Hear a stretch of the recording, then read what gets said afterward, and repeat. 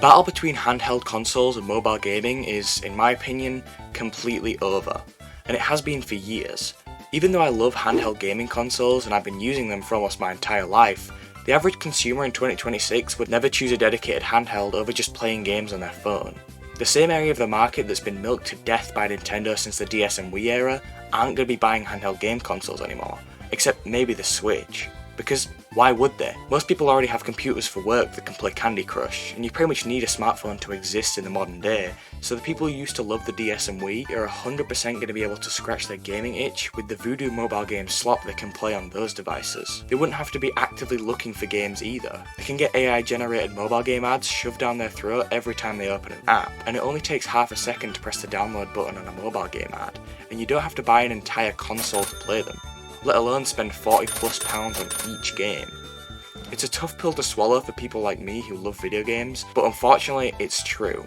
And as a result, it's unlikely that we'll ever see a major company take the risk of releasing a dedicated handheld ever again. The audience just isn't big enough. And with the way that console manufacturing companies operate, anything that doesn't make Nintendo DS money would be seen as a huge failure. The closest we're gonna get is like a Nintendo Switch 2 Lite, but somehow I doubt Nintendo would even do that. With the huge progression in smartphone technology in the late 2000s and early 2010s, it's no wonder that developers decided to try put their games on mobile phones instead of game consoles or handhelds. They would have a much larger possible consumer base, and development would be far easier on mobile. This was a huge factor in the failure of the PlayStation Vita after its release in December 2011, as Sony couldn't decide if it wanted to make a game console or a phone, and they ended up adding tons of unnecessary features to the Vita which were largely untouched by its users. From the 3G deal with AT&T to the Near system and the console's cameras, the Vita was a weird hybrid between a phone and a handheld, and it failed fast, only finding some success in Japan. But the Vita had great games: Uncharted Golden Abyss, Killzone Mercenary, Metal Gear Solid HD Collection, Ultimate Marvel vs. Capcom 3, Minecraft, Rayman Legends, Tearaway, Little Big Planet, and while JRPGs aren't really for me, Persona 4 Golden was hugely popular. On top of those, some PSP and PS1 games were available on the Vita's online store, as well as fantastic indie support after the work of Shahid Ahmed. But that wasn't enough to save the console. In 2015, Sony decided to cut first-party support for the Vita, shifting towards the Vita being an accessory to the PS4, even selling the Vita in PS4 console bundles in Europe. For hardcore gamers, the Vita was an amazing piece of kit, with fantastic games and a sleek, compact, comfortable design. And because of hacks and homebrew, it's still worth it to own one in 2026. In fact, the Vita is a must-have for anyone interested in portable gaming or emulation.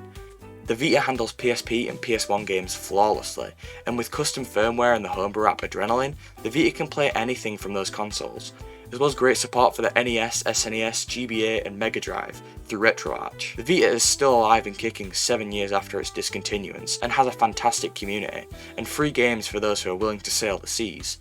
But that's not my thing, and you didn't hear it from me. Even if you aren't interested in a Vita, handheld video game consoles are definitely still worth it today. The 3DS is another great example from the same generation, with more amazing exclusive games. Super Mario 3D Land, Mario & Luigi Dream Team Bros, Pokemon Omega Ruby, Metal Gear Solid 3D Snake Eater, Super Smash Bros 3DS, and even Five Nights at Freddy's with Homebrew. These consoles have so much to offer that mobile gaming just can't compete with. Sure, mobile phones can emulate retro games too, and even some DS stuff, but the touchscreen won't ever beat the feeling of tactile buttons and a 3DS touchscreen and stylus. Even though both the Vita and 3DS are great, if you're only interested in retro game emulation, there isn't much point in getting them. They're quite expensive, which is only getting worse by the way, and if you aren't going to use them to their fullest, there are far better options for emulation on a handheld. The weird handhelds like the Powkiddy line are available on almost every online store for pretty cheap. I can't guarantee any quality on the cheaper ones, but I've had a Powkiddy like this one for a couple years now and it's still in mint condition. A lot of these handhelds come preloaded with a ton of retro games and are pretty user friendly. Only emulate games you own, and piracy is bad. I don't think we'll ever see a major company release a dedicated handheld again, but smaller companies and indie developers are making some spectacular stuff, and if you have the money and any kind of interest in gaming on the go, you should definitely invest in a handheld like the ones in this video, because they are definitely still worth it today.